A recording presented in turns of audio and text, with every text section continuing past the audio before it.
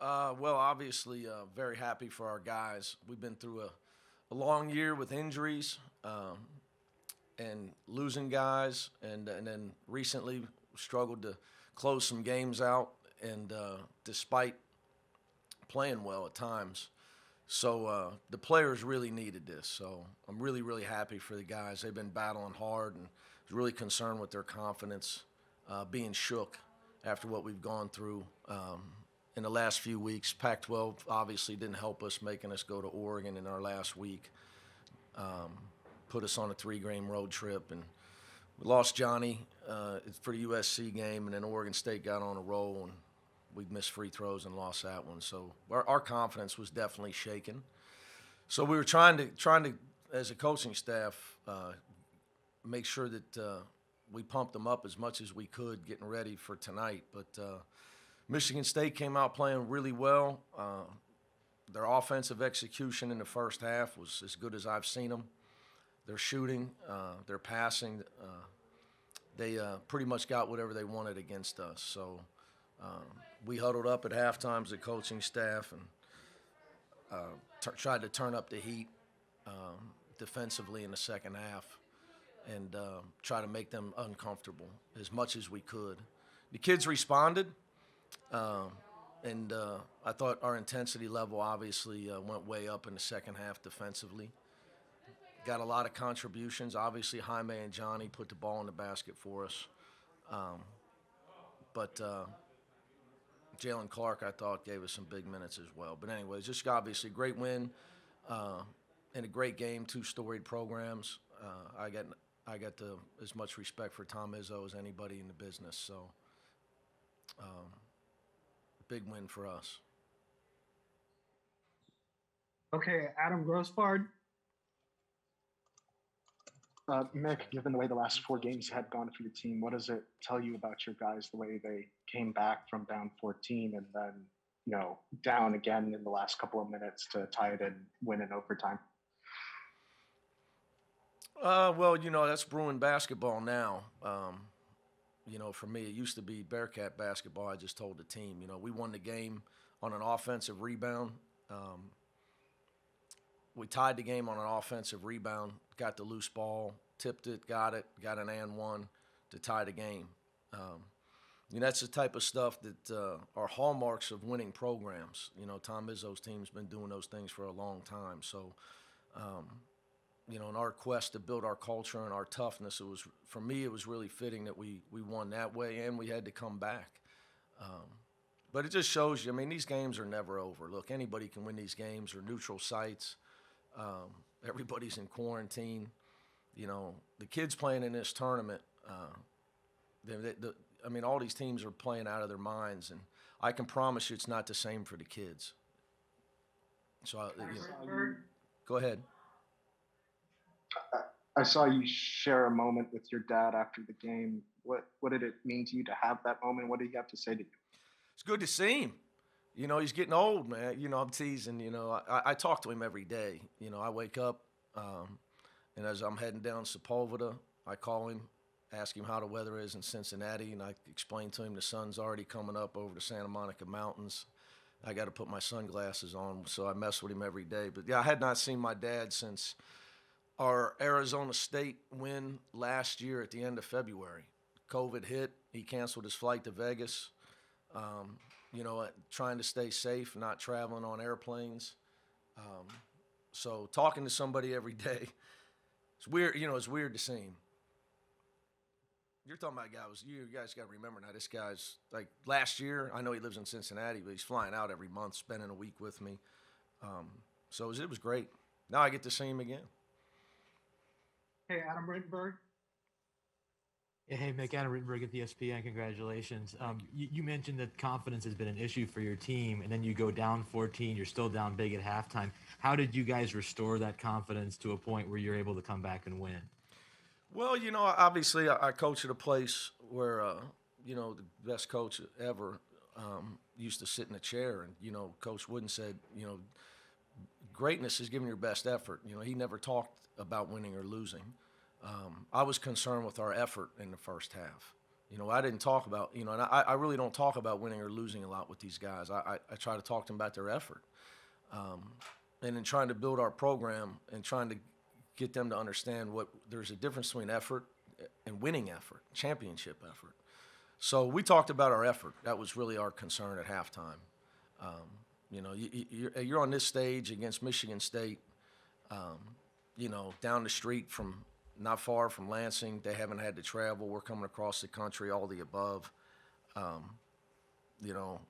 it's all an excuse. There's 40 minutes, and you got to give your best effort. So that's really was our concern. Okay, Bill Plaschke. Yeah, Coach, how compelling was it that you did this in basically Wooden's home gym? Yeah. Under his banner with his, his sort of style of play. Yeah, I couldn't find a statue the other night when we got up here to practice. It was so late. We didn't start practice till 9:30, and you're only allowed down certain hallways. There's people with signs. You can't go here. You can't go there. And I understand it all. So I think we're done playing here. So I got try to see that statue before I leave. But maybe Coach's luck was with us. I might have to text his son. Text Jim down in Orange County. Hopefully he was watching tonight. Hopefully Coach gave us some luck, get some made threes, some made free throws. But I think, Bill, we were due for some luck as well. It's been a rough couple weeks for us. The ball's not bounced our way at all. But obviously, yeah, it's really, for me, it's cool. It's cool to be the UCLA coach, Bill. It's extremely cool for me. But yeah, to have this win here, with his jersey up there was, now that you talk about it, it's, maybe he was looking down on us. Okay, Carter Hill. Hey, Coach, Carter Hill from Fifth Quarter. Congratulations on the win. That was a really fun game to watch. I'm just curious. I asked Jaime the same question. You guys have played in a lot of overtime games this season. Michigan State had not played in any. Do you think that created a significant advantage for you this evening? Respectfully, no. I think Tom Izzo's coached a lot of overtime games. So no, I really don't think that was a factor. I think, and I don't believe anybody fouled out on either team. So foul trouble was in play, but we were able to get Cody through without fouling out, which was helpful to us. Okay, Sam Thank King. you. Coach Sam King, Lafayette Journal and Courier. UCLA is 3-0 here now, but they've been decades apart between games. Obviously, Michigan State plays here pretty much every year. Was there concern that this is a gym that they're very familiar with? They've shot here, basically every season in the Big Ten. Very much a concern.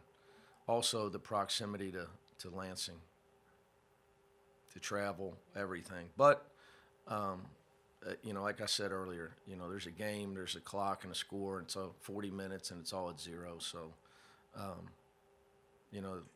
try to build my program to where, those things don't matter. Excuses are, they may be valid, but this game, it didn't give them any extra points. Okay, Kevin Fielder. Hey, Coach, Kevin Fielder from Fifth Quarter. Congratulations. You've obviously coached in a lot of NCAA tournament games. Where does Jaime's performance rank among those, and what made tonight so special for him? Well, obviously, first of all, the game plan, I thought we had a big advantage with him. I thought that Hall and Hauser would struggle to guard him. So going in, he knew I was coming his way with a lot of stuff.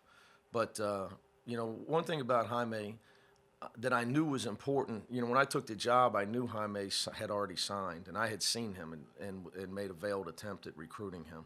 He's way too smart. He wasn't going to turn down UCLA. So, but I know what the competitor that he is. So it does, none of it's surprising. Jaime's almost better when we're down. He's got tremendous heart. But I thought he had some favorable matchups. And then late they put Henry. They had to, what we did. So Coach Izzo went smaller and put Aaron Henry on him to try to stop him. So, Johnny got it going as well. But we were going to have to score some points, guys, because the way they played offensively to catch them, we were going to have to get the ball in the basket. Okay, John Fanta.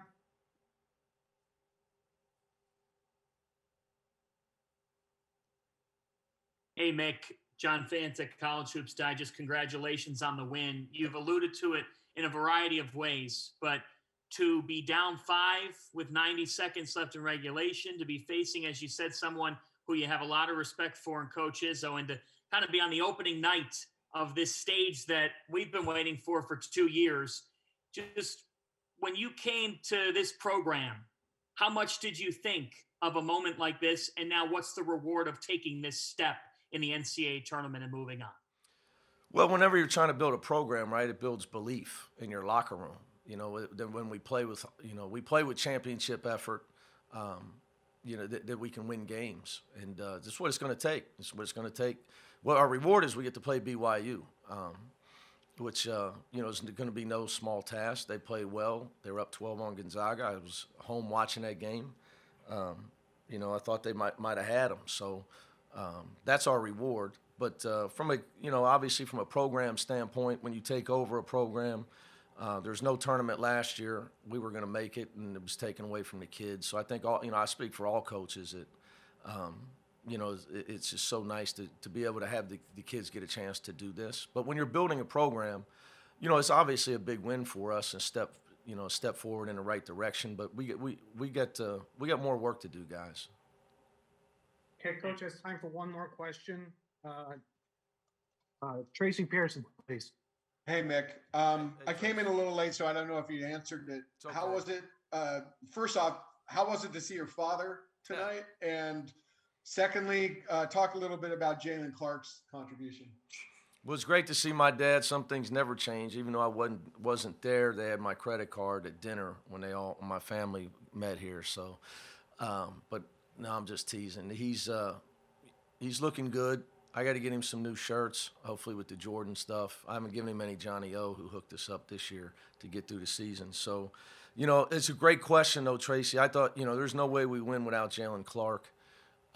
We have to play some small ball. Max should be in high school, so he's doing his best. But the toughness and intensity to Jalen Clark, that's why I signed him.